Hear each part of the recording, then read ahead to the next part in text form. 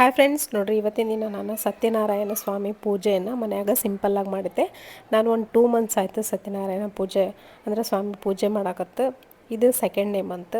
Continue ಆಗಿ ಇನ್ಮೇಲೆ ಯಾವತ್ತೂ ಬಿಡಲಾರ್ದಂಗೆ ಸತ್ಯನಾರಾಯಣ ಸ್ವಾಮಿ ವ್ರತವನ್ನು ಅಥವಾ ಪೂಜೆಯನ್ನು ಮಾಡಬೇಕಂತಂದು ಅಂದ್ಕೊಂಡೀನಿ. ಅದಕ್ಕಾಗಿ ಪ್ರತಿ ತಿಂಗಳು ನಾನು ಸತ್ಯನಾರಾಯಣ ಸ್ವಾಮಿ ಪೂಜೆ ಮಾಡಾಕತ್ತೀನಿ.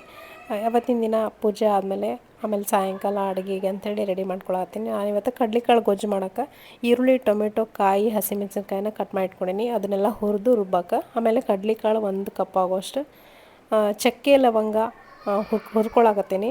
ಚಕ್ಕೆ ಲವಂಗ ಅಷ್ಟೇ ಸಾಕು, ಮತ್ತು ಇನ್ನೇನು ಹಾಕಬಾರ್ದು. ಆಮೇಲೆ ಈರುಳ್ಳಿ, ಟೊಮೆಟೊ, ಹಸಿಮೆಣಸಿನ್ಕಾಯಿ, ಕಾಯಿ ಇದೆಲ್ಲ ಹುರ್ಕೊಂಡು ಮಿಕ್ಸರ್ ಜಾರ್ ಹಾಕ್ಕೊಂಡು ನುಣ್ಣಗೆ ರುಬ್ಕೊಂಡೆ.